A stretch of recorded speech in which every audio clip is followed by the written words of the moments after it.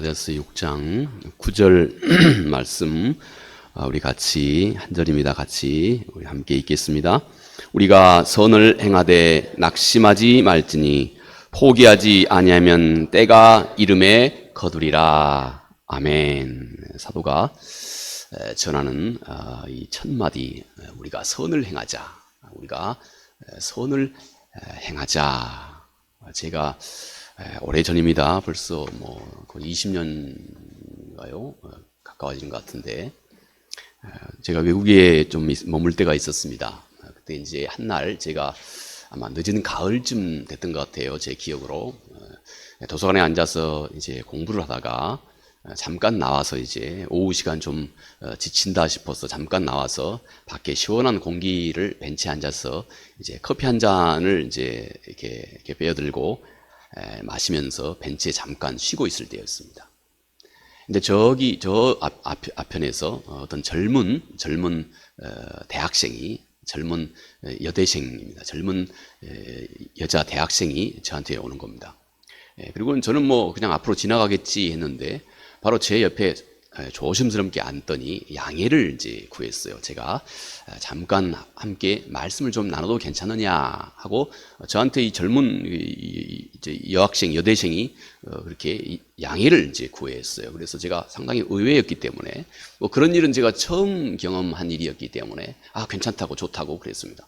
그런데 그때부터 이 젊은 여학생이 예수 그리스도를 소개하는 겁니다. 당시 제가 제 목사였습니다. 하나님을 소개하는 겁니다. 이제 아마 이 학생은 제가 전혀 그 하나님에 대해서, 복음에 대해서도 알지 못하는 사람으로 생각을 하고 그렇게 복음을 전하기 시작한 겁니다. 예수 그리스도와 하나님. 그래서 제가 하도 의아하고 그래서 이 또 갸륵하지 않습니까? 그래서 이 젊은 학생을 물끄러미 보면서 내가 계속 아주 진지하게 그렇게 얘기를 계속 받아줬습니다. 그랬더니 점점 이 학생이 이거 열변을 토하기 시작하는 겁니다. 그러면서 얼마나 자기가 전하는 이 말씀의 복음의 심취에 들어가는지 점점 열변을 토하면서 저한테 그 복음을 전하기 시작하는 거예요. 물끄러미 보고 있자니 가만히 보니까 이 학생의 눈길을 보니까 눈길이 살아있는 겁니다. 반짝반짝 빛나요. 예쁜 학생이었는데 거기다 그 눈까지 반짝반짝 빛나요. 그래서 제가 시종일관 이 학생이 전하는 말씀을 그대로 제가 다 하나도 빠짐없이 그 내용을 제가 잘 듣고 수긍하고 또 잘 듣고 수긍하고 했습니다. 그리고 그 학생이 아주 기쁜 마음으로 이제 그 벤치를 떠나서 다른 곳으로 옮겨갈 때까지 제가 그 학생하고 똑같이 한 마음으로 아주 시종일관 얘기를 너무 잘 경청해 줬습니다. 그런데 이 젊은 학생이 한마디가 얼마나 열정적으로 복음을 전하는 이 젊은, 어떻게 보면 내가 봤을 때는 참 어리죠?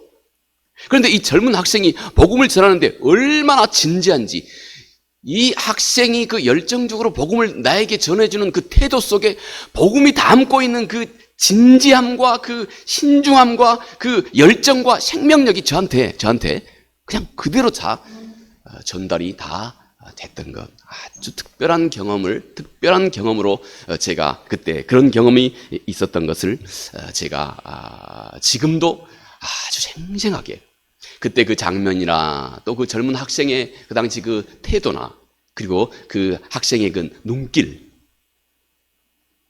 이 모습까지 하나도 제가 지금도 잊혀지지 않고 너무나 잘 기억하고 있습니다. 그 안에 복음의 모든 것이 다 그녀의 그 태도 속에 다 들어가 있었던 것을 제가 보았기 때문에 그렇습니다. 여러분, 한 사람에게 복음이 하나님과 그리고 하나님의 독생자 예수 그리스도, 하나님의 그 거룩하신 사랑과 그리고 그 독생자 예수 그리스도의 그 거룩하신 십자가의 희생, 이것을 통해서 이루시고 완성하신 이 복음의 내용이 어떤 한 사람에게 아주 그 확신 있게 한 사람을 통해서 다른 사람에게 전달되기 시작하면, 여러분, 듣는 사람의 마음속에 어떤 대단한 능력을 가져다 주는 것을 제가 그때 깨달았습니다. 듣는 사람 마음속에 대단한 삶의 긍정적인 변화의 어떤 가능성이 확신 있게 전해지고 있는 이 복음을 전하는 사람을 만나게 되면 그가 전하는 그 확신 있는 복음 이것 때문에 듣는 사람의 마음속에 자기 자신의 삶의 어떤 긍정적인 변화의 가능성을 보게 됩니다. 우리 사람은 대부분 많은 경우 우리 사람은 긍정적인 것보다 부정적인 것을 사람은 훨씬 크게 여기는 경향이 있답니다. 이게 보통 소위 그 사회학자들이나 심리학자들이 공통적으로 얘기하고 있는 내용이기도 합니다. 사람은 기쁜 내용은 이만큼 내가 마음속에 담아두고 있다면 힘들고 어렵고 또 고통스러운 내용은 이만큼 사람은 이렇게 우리 마음속에 확대하는 경향이 우리 사람의 마음속에 있다는 겁니다. 사람이 그렇답니다. 왜 그런지는 제가 잘 모르겠습니다. 아마 이 세상에서 힘든 세상을 살아오면서 자연스럽게 우리 사람의 마음속에 생겨나는 그런 정서인지도 모르겠습니다. 아마 여러분들도 참고하실 필요가 있을 것이라고 생각합니다. 왜냐하면 우리 사람은 필요 이상으로 자기 자신의 어떤 슬픔이나 또는 아픔이나 또는 비극이나 이런 것을 필요 이상으로 그 무엇보다도 크게 보는 경향이 있다고 하는 점. 그래서 말입니다. 사람은 많은 경우 우울하게 시간을 보낼 때가 많습니다.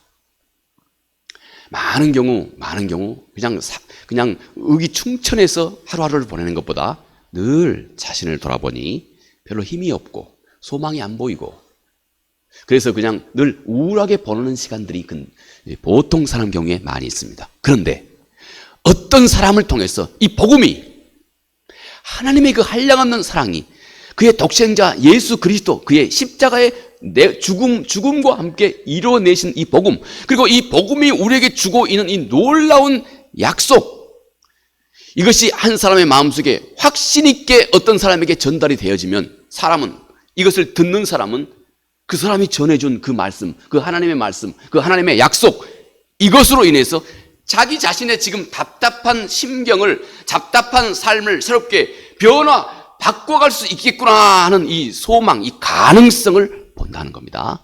언제요? 당신이 진지하게 그리고 확신 있게 하나님 말씀을 전해줄 때 복음은 듣는 자의 마음속에 그렇게 변화의 가능성을 그 안에서 발견하도록 하는 힘이 있습니다.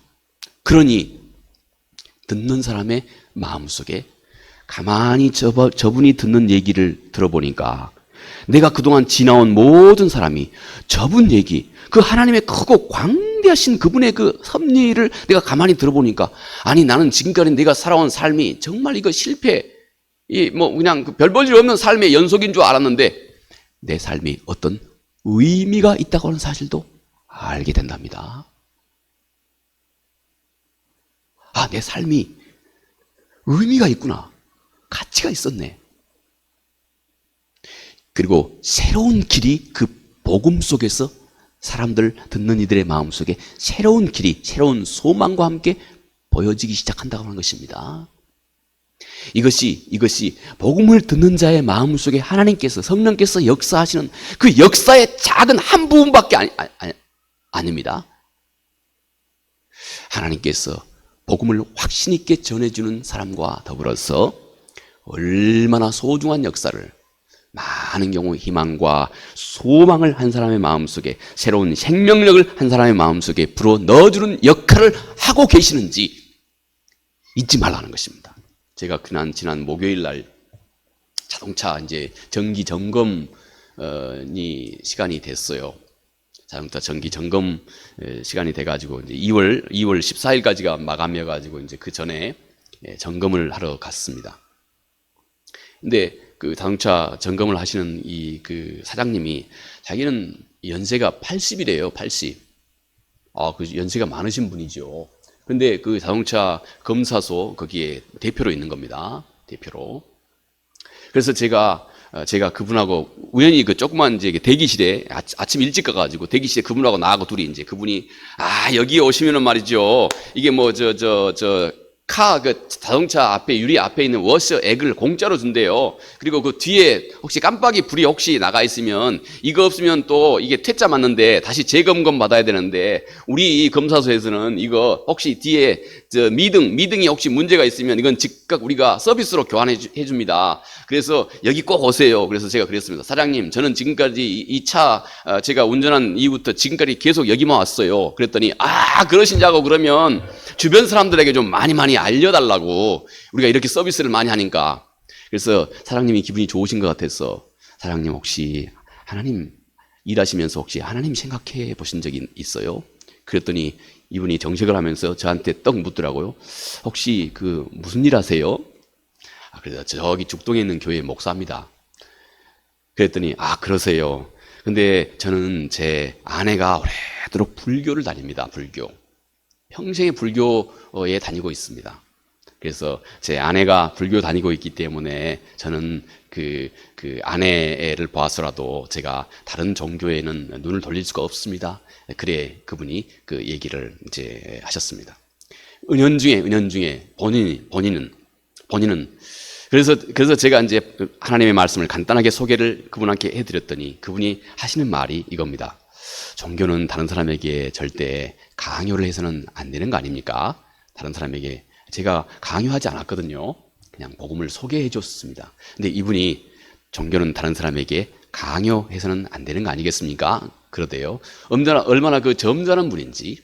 그런데 여러분, 이 세상 사람들의 태도가 바로 이분의 말씀 속에서 어느 정도 대표된다고 할 수 있습니다. 그런데 오늘 사도는 우리에게 이렇게 말합니다. 너희는 선을 행하라. 제가 복음을 전하면 세상 사람들은 상당히 거부감을 으로 표현할 수가 있습니다. 사도는 오늘 이렇게 말합니다. 너희가 선을 행하라.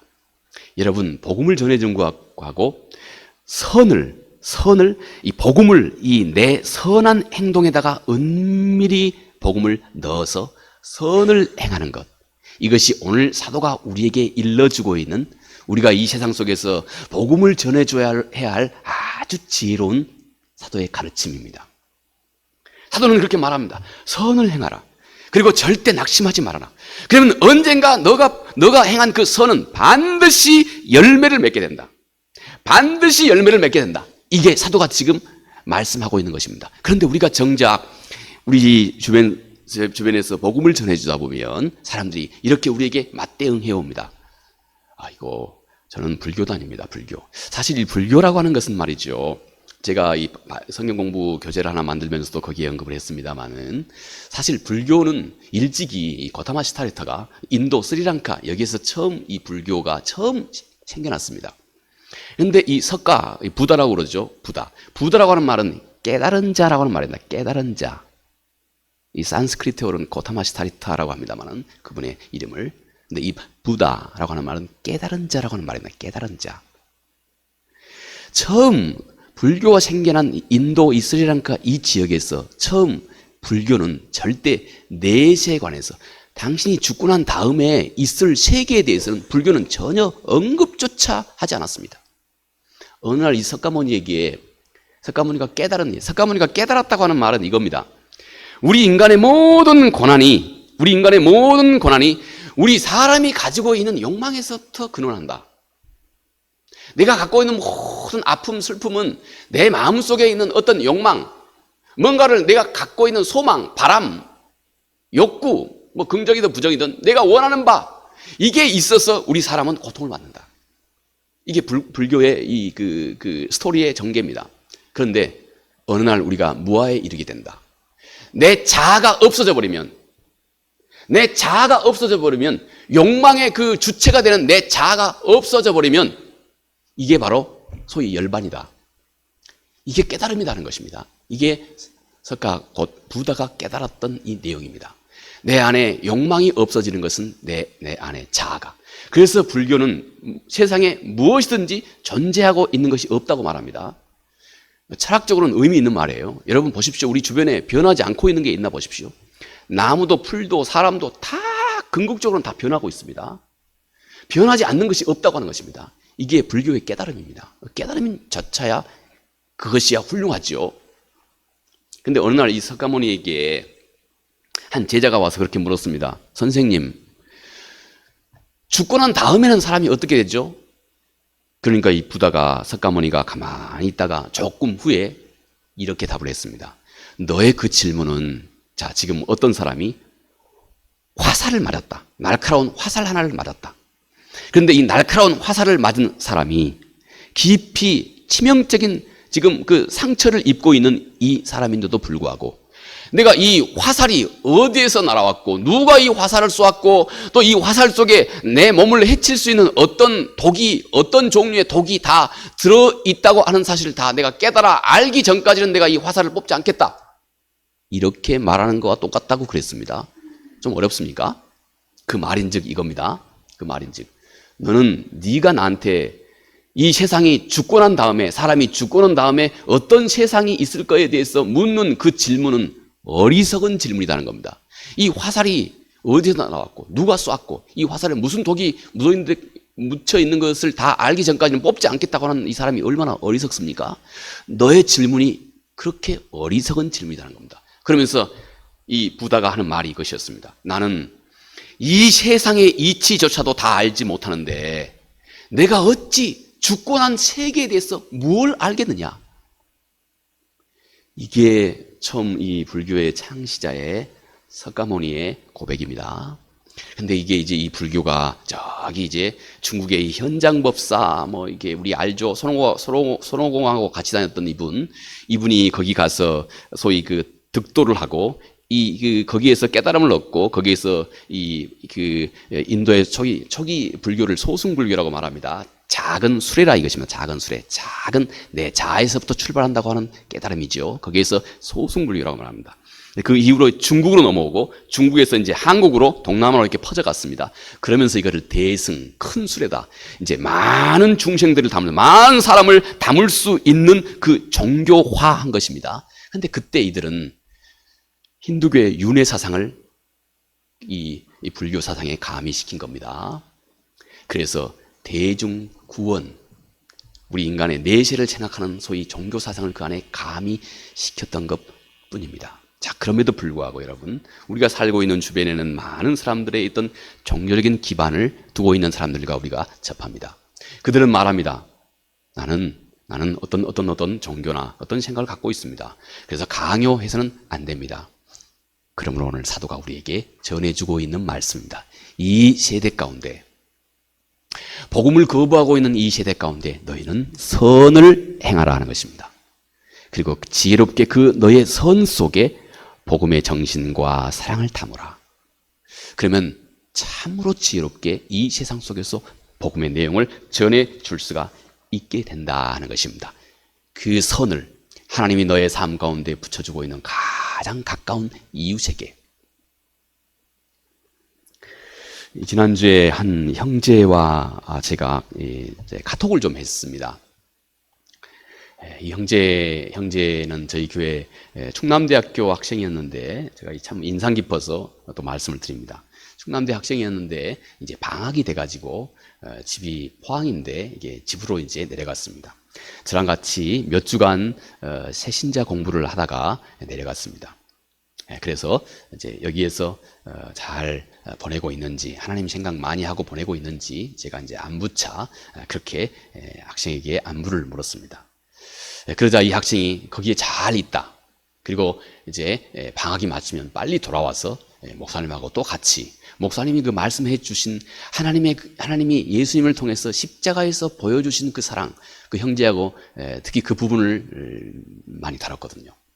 예수님을 통해서 십자가에서 보여주신 그 사랑이 너무 소중해서 자기 마음속에 잊혀지지가 않는다. 그래서 돌아오면 또 이제 목사님하고 같이 말씀을 공부하겠다. 그랬습니다. 방학 마치고요.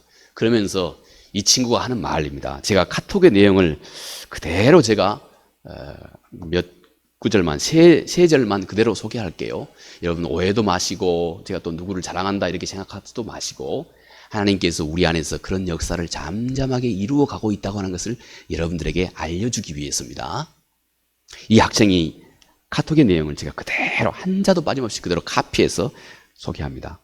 목사님 안녕하십니까? 학기 중에 교회를 다니고자 결심을 하게 된 계기가 제가 우리 이름을 그냥 그대로 밝힙니다. 양재한 교수님이 멋있게 살아가고 있는 모습에 저도 그렇게 살아가고 싶은 마음이 들었고, 그 중심이 신앙과 관련이 되어 있는 것을 알고 저도 신앙을 가지면 달라질까 하는 마음에 교회를 가게 되었습니다.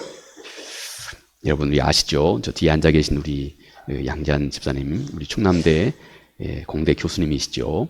네. 이분의 삶이 이 젊은 학생에게 그 안에서 보통 사람과 다른 모습을 보았다는 겁니다. 그래서 어떻게 하면 저런 삶을 살 수 있을까 하는 생각을 했는데, 분명히 저분이 섬기고 있는 예수님, 하나님과 관련이 있다는 생각이 들어서 자기가 이제 그분이 섬기는 하나님을 나도 한번 찾아봐야 되겠다, 나도 한번 알아봐야 되겠다 하고 교회를 나오기 시작했다고 하는 것입니다.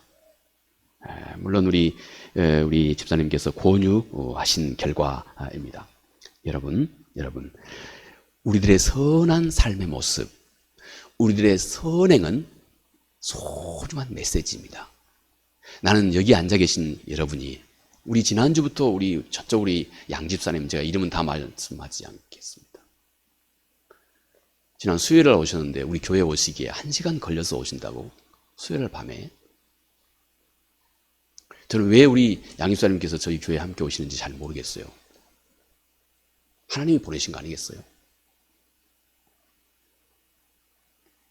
우리의 삶의 모습 속에는 보이지 않게 다른 사람들에게 메시지를 던져주고 있다고 하는 겁니다. 여러분들의 신실한 삶의 모습, 여러분 한 사람 한 사람이, 제가 볼 때는 여러분 한 사람 한 사람이 진짜 저희 교회에 너무 소중한 분이에요. 너무나 소중한 분이에요. 우리 또 젊은 집사님은 저쪽 정림동에서 또 오십니다. 버스를 몇 번 갈아타고. 그런데 우리들의 이런 삶의 모습은 우리 주변의 사람들에게 어떤 감동을 준다는 것입니다. 어떤 메시지가 되고 있다고 하는 겁니다. 이름도 없이 빛도 없이 우직하게 희생을 감내하고 계시는 예수 그리스도 때문에 여러분들의 그 모습이, 그리고 그것이 강력한 메시지가 된다는 것입니다. 그리고 그런 우리가 이웃에게 베푸는 선한 행동은 여러분 씨앗을 뿌리는 것과 똑같다는 것입니다. 제가 이스라엘에 다녀왔지 않습니까? 참 저한테는 너무 그 좋은 경험이었습니다. 그런데 여러분들 아시는 것처럼 제가 이스라엘 딱 간 날 다음 날이 이스라엘 전쟁 10월 7일 이스라엘 전쟁이 시작된 날이었습니다. 제가 이스라엘 10월 6일 날 갔거든요. 그런데요, 저는 그때 이스라엘 가면서 제가 기도했던 기도의 내용이 너무 이렇게, 그 중에 한 가지가 이거였거든요. 하나님, 제가 이스라엘 돌아보면서 그냥 여기도 우리나라하고 똑같네 뭐 이렇게 밋밋하지 않고, 이곳에서 진짜로 예수님이 직접 이곳에서 그 숨을 쉬고 복음을 전하고 예수님이 걷고 사셨던 이 땅, 그 땅을 내가 밟는 것이기 때문에 이게 저한테는 너무 감동이 됐어요. 그래서 그런 기대를 담아서 제가 하나님 앞에 기도 3가지 중에 한 가지가 이었습니다. 제가 주님, 이곳에 있으면서 하나님의 살아계심을 생생하게 느끼게 해주십시오. 진짜로 저는 생생하게 느끼고 왔습니다. 전쟁까지 일어나가지고 말이죠. 그런데요, 제가 그때 보니까 이스라엘에 그 밭이 아주 많이 있어요. 밭. 근데 밭에 돌들이 또 많이 있더라고요. 그런데요, 우리 주님께서는 우리들의 선한 행실이 마치 농부가 밭에다가 씨앗을 뿌리는 것과 똑같다고 주께서 말씀하셨습니다. 씨앗. 농부가 씨앗을 뿌립니다. 철이 돼서 초막절이 딱 지나가면 비가 내리거든요. 저희들이 갔을 때가 초막절 그 행사가 딱 끝날 때였어요. 그래서 초막절이 끝나면 이스라엘 사람들은 이렇게 이제 잔치를 벌입니다. 잔치를 벌여요. 잔치. 여기저기 모여서 키부츠 동네마다 모여서 잔치를 벌이거든요. 근데 이번에 그때 이제 가자에서 그 잔치를 벌이고 있는 파티에 쳐들어온 것이었거든요. 그때 초막절 끝날 날이었어요. 왜냐하면 그때부터 이제 하나님이 하늘에서 비가 내리기 시작해요. 초막절이 끝나면 그때부터. 그러니까 농사철이 시작되는 거예요. 농부가 씨앗을 뿌릴 수 있어요. 이게 얼마나 이분들한테는 기쁘고 감사한 일인지 그냥 축제를 하는 겁니다. 그래서 농부가 씨앗을 뿌립니다. 근데 그때 밭이 아주 많이 있더라고요. 근데 밭에 돌도 진짜 많아요. 그런데요, 아무리 밭에 돌이 많다 할지라도 밭은 밭이에요. 그리고 그 안에 우리 한국처럼 다 이렇게 도랑이 있고, 이렇게 그래요. 이렇게 조그만 길들이 조금 새끼라도 나 있고, 한국하고 비슷해요. 한국 농촌 같이. 근데 농부가 씨앗을 뿌립니다. 여러분, 그 씨앗이 때로는 돌밭에도 가고, 씨앗이 길가바리도 떨어지고 하겠지만, 그런데도 중요한 것은 바로 이것입니다. 씨앗의 대부분은 옥토에 떨어진다고 하는 겁니다. 옥토에. 땅에 떨어져요, 땅에. 좋은 땅에. 우리의 선한 삶이 아무리 작은 것이 할지라도 여러분, 이것은 거의가 다 옥토에 떨어지는 씨앗이 된다는 겁니다. 그런데 옥토에 씨앗이 떨어지자마자 하늘의 하나님께서는 그때부터 이제 옥토에 떨어진 이 씨앗을 관리하기 시작한다 이거예요. 우리의 아주 작은 선행이라 할지라도 이것이 이웃에게 뿌려지면 이게 씨앗과 같아서 뿌려짐과 동시에 하늘 아버지께서 이 씨앗을, 뿌려진 씨앗을 관리하기 시작한다 이거예요. 비도 주고 햇볕도 주고 바람도 주고 또 밑에 물도 주고 자양분도 주고, 하나님이 이때부터 이것을 철저하게 관리를 하기 시작한다 이것이에요. 그래서 하나님은 뿌려진 이 모든 씨앗이 거의 대부분이 실패하지 않고 열매를 왕성하게 맺을 수 있도록 하나님께서 그렇게 해가신다. 여러분, 그런데 한 가지 분명한 것은 이것입니다. 만약 씨앗이 뿌려지지 않으면 그토록 유능하신 우리 천부 하늘 아버지께서 그 뿌려진 작은 하나의 씨앗을 통해서도 그 무궁무진한 그분의 그 모든 필요한 서비스를 다 제공해 주시는데, 문제는 뿌려지지 않으면 하나님 아버지의 그 모든 서비스가 아무 소용이 없다는 것입니다. 뿌려져야 한다는 것입니다. 그런데 신기하게 하나님께서는 이 씨앗을 뿌리는 이 일에 대해서는 우리들에게 맡겨뒀습니다. 우리에게. 그리고 하나님은 이 씨앗을 뿌리는 이 일을 우리에게 맡기면서 여기서 우리가 겪는 모든 일들을 통해서 또 우리 자신에게 그분이 부어주기 원하시는 무한하신 은혜와 복을 하나님께서 우리에게 다 부어주시고 이루어주신다. 여러분, 바로 이것입니다. 그래서 사도 바울은 우리 모두에게 이 씨앗을 뿌리는 이 일에 대해서는 너희가 아주 적극적이어야 한다고 사도 바울이 말합니다. 사도 바울이 하신 말씀이 디모데후서 4장 2절 말씀입니다. 너는 말씀을 전파하라. 때를 얻든지 못 얻든지 항상 힘쓰라. 여러분, 사도가 말하고 있는 이 말씀은요, 때를 얻든지 못 얻든지는, 죄송합니다만 이 부분의 그 영어 성서는요, in season, out of season 그렇습니다. 이거 글자 그대로 번역해 본다면요, 너가 적절한 때가 된다고 생각했든지 아니면 적절한 때가 되지 않다고 생각했든지, 이 말은 글자 그대로 좀 더 문자적으로 본다면요, 너가 적절한 계절이라고 생각하든지 아니면 적절한 계절이 아니라고 생각된든지, 다시 말해서 사도는 너가 씨앗을 뿌리는데 적절한 계절이 돼서 뿌린다고 할 때도 좋거니와 적절한 계절이 아니라고 생각될 때도 주저함 없이 뿌려라, 이렇게 적극적으로 말하고 있는 것입니다. 이렇게. 그러니까 내가 지금 하나님의 말씀을 나누어줘야 할 이때가 적절한 때인가 아닌가, 저 사람 분위기 보니 눈치 보니 내가 예수님 얘기 꺼낼까 말까, 적절한 때인가 안 때인가 생각하지 말라는 것입니다. 이것조차도 생각할 겨를 없이 너는 언제든지 씨앗을 뿌리라, 이렇게 사도가 말씀을 합니다. 자, 그리고 사도의 다음 말이 이것입니다. 너는 절대 낙심하지 말아라. 절대 그리고 포기하지 말아라 하는 것입니다.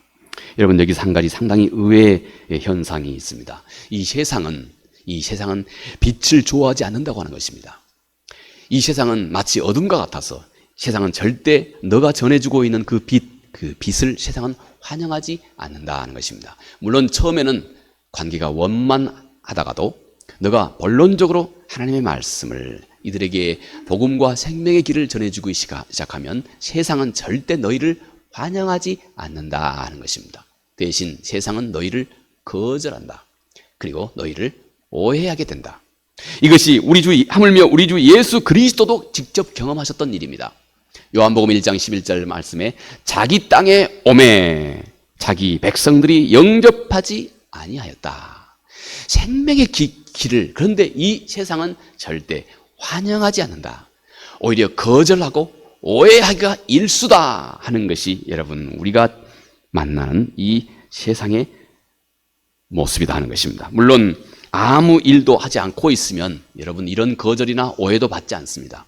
그러나 우리가 이제 우리 주의 말씀을 따라 진리와 생명에 이르는 그 길을 우리가 적절한 때라 생각되든지 아니면 적절한 때라고 생각이 안 될 때도 우리가 기회가 있거든 하나님의 말씀을 전하기 시작하면 이 세상 사람들은 그때부터 본격적으로 우리 모두에게 거절과 오해를 가지고 우리 앞에 이 세상의 모습을 드러낸다 하는 것입니다.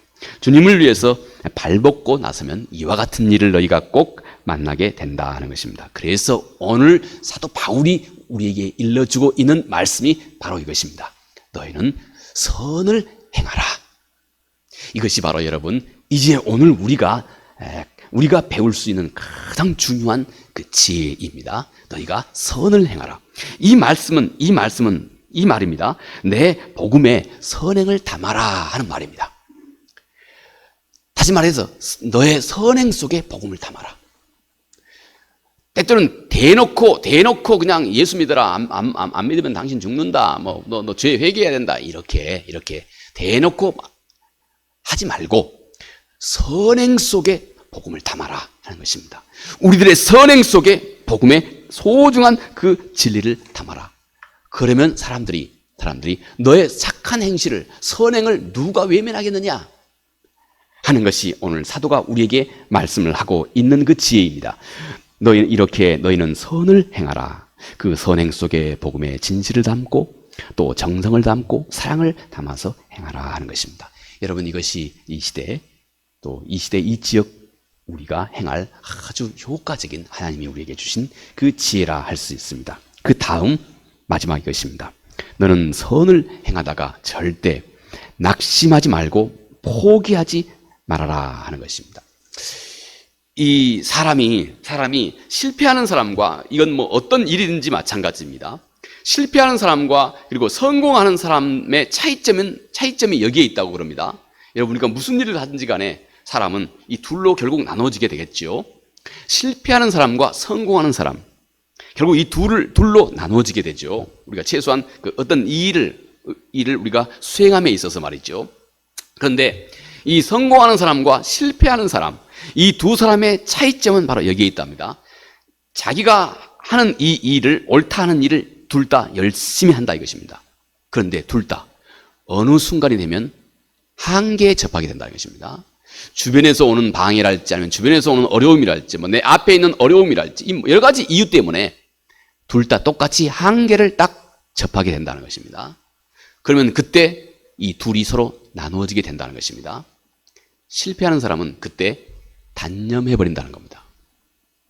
그 자리에서 단념해버리는 겁니다. 포기해버리는 것입니다. 그러면 이 사람은 당연히 실패하게 되는 겁니다. 그런데 성공하는 사람의 차이는 다른 게 없다는 것입니다. 자기 앞에 어려움이 닥쳤을 때 그 사람은 포기를 하지 않는다 이것입니다. 그리고 그 문제를 골똘히 생각한답니다. 우리 인간은 한 가지 문제를 50시간 이상 골똘하게 생각하면 그 문제에 대해서는 그 사람이 가장 전문가가 될 수 있는 지혜를 우리 인간이 갖게 된대요. 이건 심리학자가 그런 얘기를 하대요. 성공하는 사람은 어떤 어려움에 부딪히게 되면 그때 절대 그는 포기하지 않는다는 것입니다. 단념하지 않는다는 것입니다. 여기에 차이가 있다는 것입니다.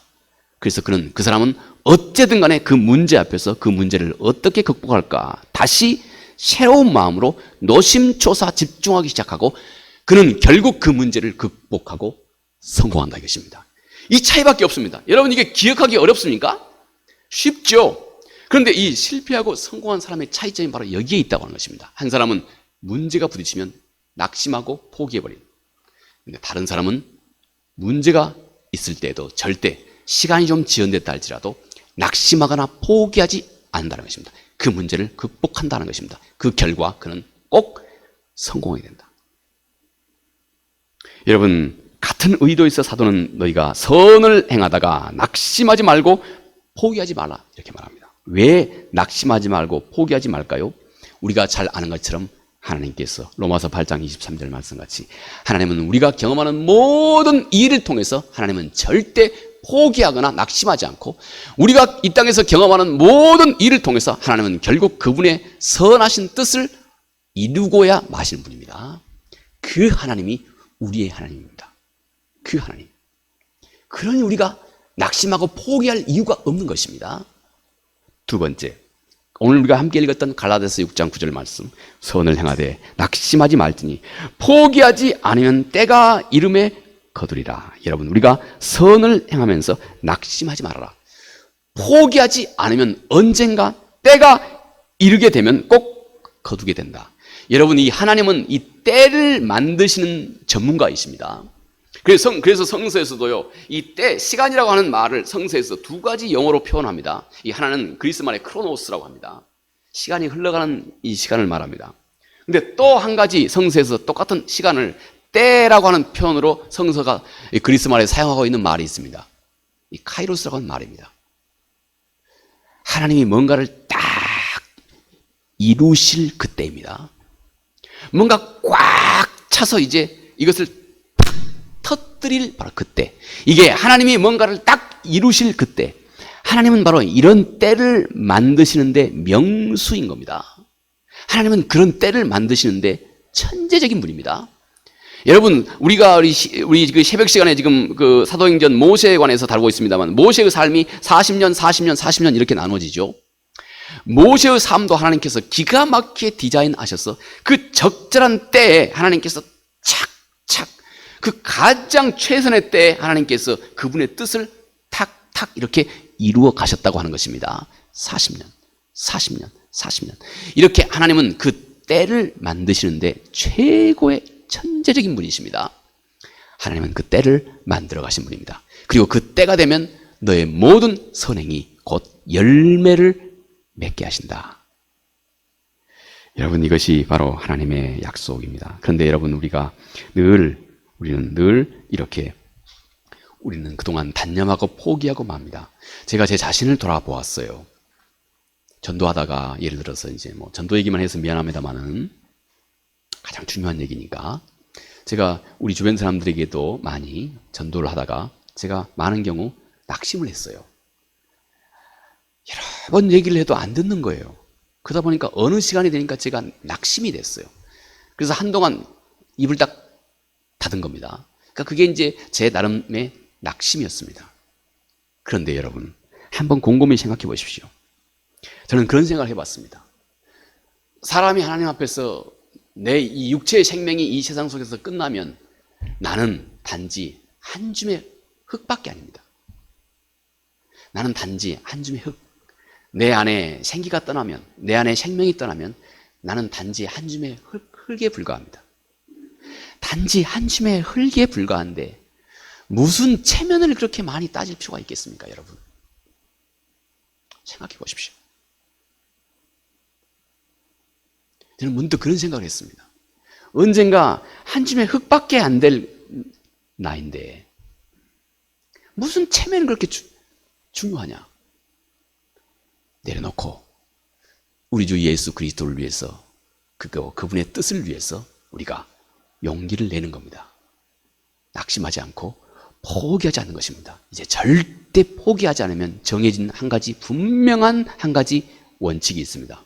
꼭 열매를 맺는다. 여러분, 이것이 바로 이 하나님의 사랑입니다. 여러분, 우리가 이 세상 속에서 우리가 만약 구원해낸 한 생명, 한번 그림 한번 비춰주시겠습니까? 이거 하고 우리 마치겠습니다. 제가 문득 이런 생각을 했습니다. 여러분, 여기 벼 이삭이 있습니다. 벼 이삭 하나에 벼 알갱이가 몇 개나 맺힐까요? 한번 제가 일일이 세기가 어려워서요. 그 유튜브에서 보니까 이 벼 이삭을 하나씩 세시는 분이 있더라고요. 거기에 빌려서 한번 봤는데요. 이 벼 이삭, 벼 하나가 말이죠. 벼 조그만 알갱이 하나가, 낫알 하나가 약 184개의 다음 열매를 맺습니다. 벼의 경우. 다음 볼까요? 이건 뭡니까? 수수 한번 생각해 보십시오. 수수, 저기에 작은 알갱이 하나가 이게 밭에 뿌려지면, 농부가 이것을 밭에 뿌리면 하나님이 모든 것을 공급하시고 결국 이 한 알의 수수 알 하나가 맺은 열매는 얼마나 되겠습니까? 누가 이거 세겠습니까? 셀 수가 없이 많습니다. 다시 말해서 이것입니다. 우리가 한 사람을 이 세상 속에서 생명의 길로 인도하게 하면 앞으로 그 사람 한 사람을 통해서 얼마나 많은 사람들이, 그러면 그 사람은 또 한두 사람 또 자기와 똑같이 구원의 길로 인도하겠죠. 그러면 이 사람은 또 앞으로 또 기하급수적으로 늘어난다는 것입니다. 이것이 바로 천국의 모습이라고 주님께서 말씀하신 겁니다. 그래서 주님께서 요한복음 6장에 보리떡과 물고기, 보리떡 5개와 물고기 2마리, 지극히 작은 소녀의 도시락 하나 가지고 어떤 경우는 4,000명, 어떤 경우는 5,000명을 먹이고도 남아버렸다. 이것이 곧 천국에서 이루어내실 하나님의 은혜다.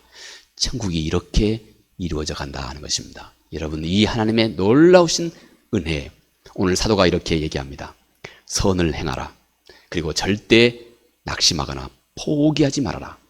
어느 때가 되면 낙심하고 포기하고 싶을 때가 있을 것인데 절대 낙심하고 포기하지 말아라. 그러면 하나님께서 풍성한 열매를 꼭 맺게 하신다. 여러분, 우리 그 길게는 올 한 해 동안에, 또 넓게는 우리가 경험하는 살아가는 이 모든 우리의 삶 속에서 이런 믿음 가지고 소망 가지고 선을 열심히 행하는 우리 모두 되기 바라겠습니다.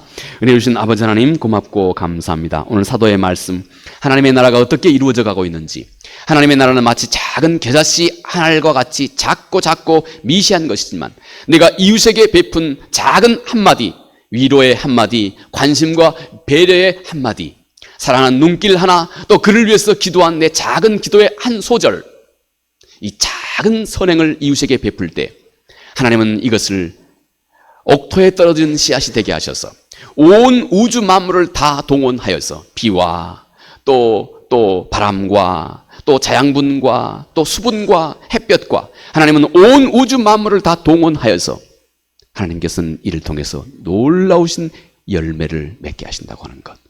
하나님의 나라가, 천국이 이렇게 우리와 함께, 우리 삶과 함께 이렇게 이루어져 가고 있다고 하는 사실에 눈이 활짝 열리게 해 주시옵소서. 예수님 거룩하신 이름으로 기도합니다. 아멘.